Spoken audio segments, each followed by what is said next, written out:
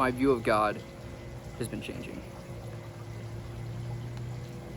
I think my view of God is changing, and it is honestly terrifying in a lot of ways.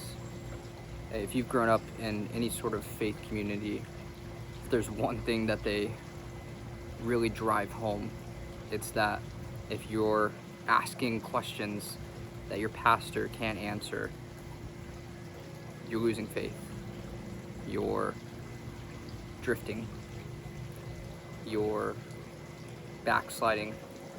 These are the things that all are pointing to you going down the wrong path.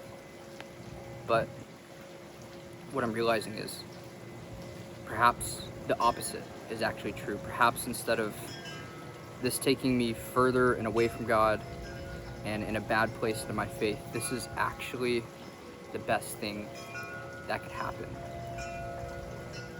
Part of my journey right now, and your journey too if you're watching this, is that God is forcing a tension between your current and old view of Him and who He actually is. And you're feeling this pain and this tension because who you thought God is isn't actually who He is. And it can get dark really fast. A lot of the questions that I've been struggling with and I've talked about here have been things like, why is the Bible not always reliable or 100% historically verifiable?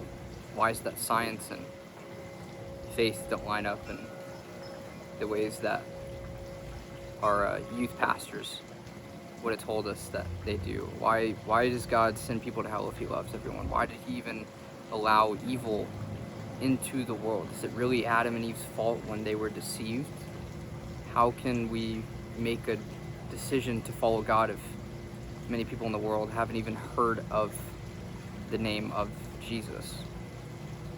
These questions that, as I pose them to pastors and to friends and others, are disregarded, and I get that kind of side-eye look of, where's your faith? What's going on with you? You were the guy that used to help and pray for people, and in a way I felt like I've been failing God as I've been going through this and shunned in different ways. And I feel like I'm losing so much of the certainty and the comfort that I had.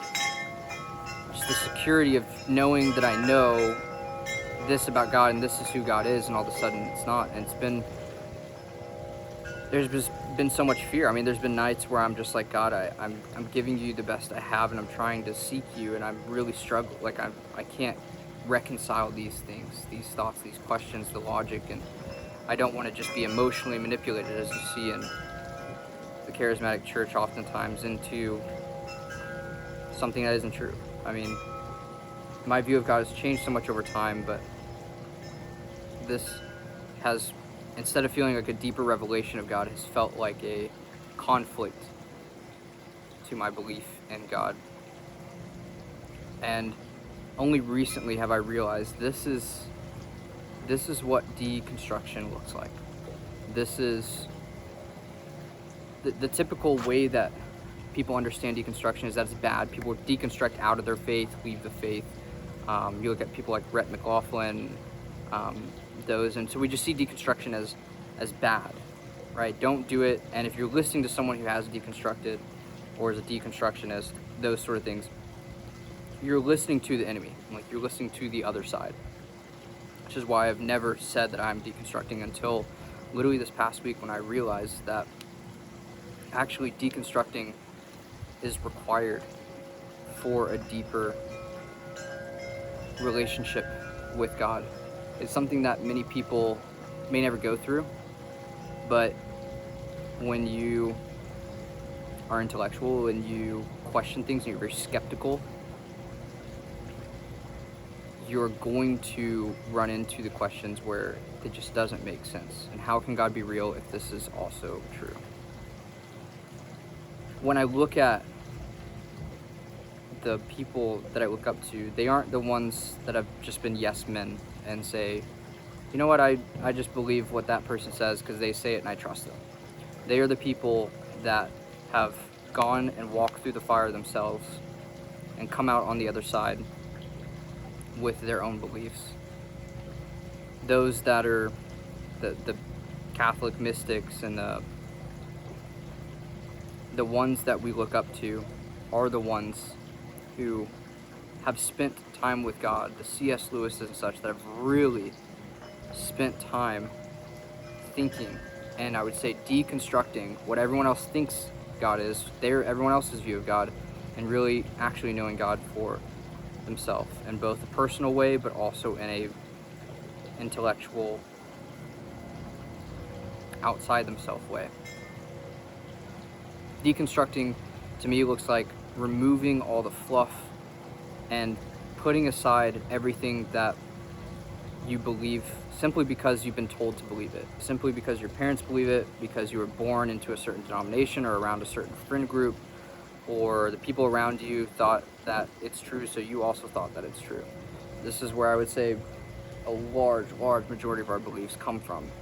And eventually you have to ask yourself, yes, I have these beliefs because they came from around me, but are these really the things that I believe and I want to believe forever? I felt really alone, like, going through this journey. And if there's one thing that I could leave you with, it's that I actually am not alone, even though I felt alone. You are not alone if you're questioning and asking these things, because there are other people, there's so many other people in the world, not just Christians, that are struggling with the same things that you're struggling with in their own unique way. So don't be alone in it. Like, look to others. I just realized recently, after only picking up this book, Curveball by Peter Enns, and it's like he's just reading my mail. Like, it's like exactly what I'm struggling with, exactly what I'm going through. And it just gave me this massive, like, just genuine, like, sigh of relief, of, like, in my freaking soul. Someone else has gone through this. Someone else has experienced this. And they've come out of it with a bigger and a more clear view of God for them. So if you feel like you're going through this time, if you feel like you're going through this process and it feels dark, it feels difficult, it feels like you're alone and you are losing your faith almost, but you want to hold on because you've seen God come through in so many ways, you're not alone. So look to others around, look to the books, look to, like, you know, AI, like, what are some books, what are other people that have gone through this? And, like, this was a helpful thing for me, is using AI to point to the human source rather than let me just talk to AI about it, because in the end you're not actually talking to or listening to someone that has actually truly experienced it on a human, level. So